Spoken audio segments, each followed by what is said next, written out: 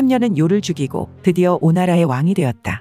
하지만 아직 불안을 떨칠 수 없었다. 요의 아들 경기 때문이었다. 경기는 위나라로 망명을 가 있었는데 당대의 무장으로 힘이 장사였다고 한다. 경기는 변방에서 병사를 모으며 오왕을 칠 기회만 노리고 있었다. 경기에 대한 함녀의 걱정에 오자선은 요리라는 인물을 함녀에게 추천한다. 요리는 겉보기엔 매우 왜소한 사람이었다. 그러나 지혜가 출중하고 담력이 대단한 사내였다. 이런 일화가 전해진다. 동네에 장사 하나가 있었다.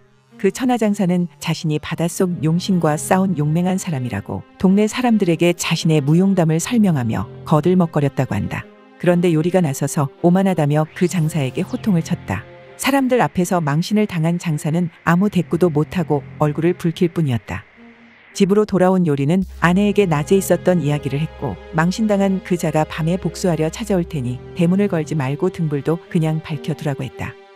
그리고 그날 밤 요리는 기습을 방비하기는커녕 누워 코를 골며 잠을 자고 있었다. 집 앞까지 다가온 장사는 등불이 환히 밝혀져 있고 대문이 활짝 열려 있는 것을 보고 놀라는 기색이었다. 장사가 발소리를 죽여가며 방 안으로 들어왔을 때 잠을 자고 있던 요리는 그 순간 갑자기 몸을 일으키면서 호통을 쳤다. 너는 세상을 속이고 헛된 명성을 탐한 도적놈이 아니냐? 그런데 어찌 한밤중에 남의 집에 침입하여 살인을 저지르려고 하느냐?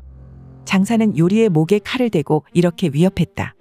당신이 죽어야 할 이유 3가지가 있소. 첫째, 당신은 사람 많은 곳에서 나를 모욕했소. 둘째, 내가 올 것을 알고도 대문도 잠그지 않고 있으니 이 또한 나를 모욕한 것이오. 셋째, 지금 내 칼이 당신의 목에 닿아 있으니 당신은 나에게 죽어 마땅하오. 하지만 요리는 태연하게 이렇게 대답했다. 너는 3가지 지옥을 당하고 있다는 것을 모르느냐?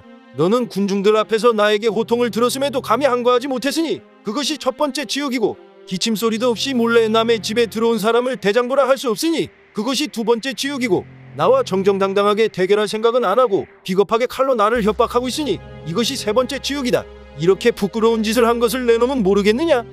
장사는 그 말을 듣고는 고개를 들지 못했다. 그리고 천하의 가장 용감한 사람이라고 자부한 내가 무슨 낯짝을 들고 살 수 있겠는가 하더니 스스로 가슴을 찔러 자결하고 말았다. 이렇게 용감하고 지혜로운 요리였지만 오왕 함녀는 요리의 몰골을 보고는 별 기대가 되지 않았다. 그러나 요리의 계획은 꽤 그럴듯했다. 왕께서는 신이 왕을 비방했다는 거지 죄명을 씌우십시오. 그리고 신의 처자식들을 죽이시고 신의 한쪽 팔을 자르십시오. 그러면 신은 경기 왕자에게로 가 그 사람의 신복 부하가 될 수 있을 것이옵니다. 그 후에 신이 기회를 보다가 경기 왕자를 베어버리겠습니다. 계획은 순조롭게 진행되었다. 요리는 오른팔이 잘리는 형벌을 받았다. 그 후 요리가 잠적하자 함녀는 그의 처자식을 체포해 군중 앞으로 끌고 가 참했다.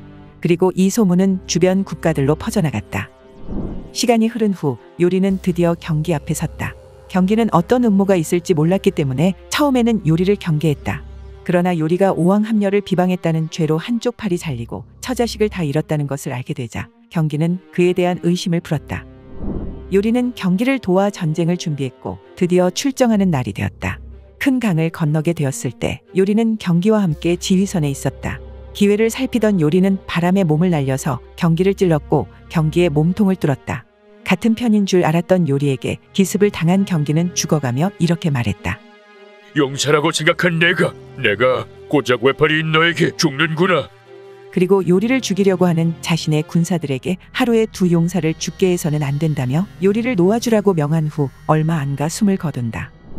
임무에 성공했지만 요리는 자신의 행동을 이렇게 돌이켰다고 한다. 왕을 위해 내 처자식들을 죽였으니 모질지 못했다. 새 왕을 위해 옛 왕의 아들을 죽였으니 의롭지 못했다. 내가 계속 살아간다면 인과 의를 모두 버리는 짓이다. 그렇게 깊은 탄식 후 요리는 스스로 목숨을 끊었다. 여기까지가 춘추전국 시대에 오왕 함녀를 위해 경기 왕자를 암살했다고 하는 인물 요리에 대한 이야기였습니다. 요리라는 인물은 5월 춘추와 여시춘추라는 역사서와 역사소설에 등장하지만 실존 인물이었는지에 대해서는 확실하지 않다고 합니다. 그러나 그의 이야기는 입에서 입으로 계속 이어지고 심지어 많은 작품들을 탄생시키는 모티브가 되어왔습니다. 삼국지 연의, 적벽대전의 주유와 황계, 누아르 영화의 대표작 무간도, 그리고 신세계. 이 작품들의 주인공은 상대를 속이고 파멸로 유도하지만 결국 자신의 계책의 본인도 불행과 고통에 빠지게 됩니다. 자신의 몸이나 가족을 해하면서까지 누군가를 파멸시키겠다고 한 요리의 욕망은 대체 어떤 것이었을까요? 오자서와 함녀가 자신의 목적을 위해서 전제와 요리라는 사람을 수단으로 삼고 방법을 가리지 않는 것에 대해서 우리는 어떤 평가를 내려야 할까요?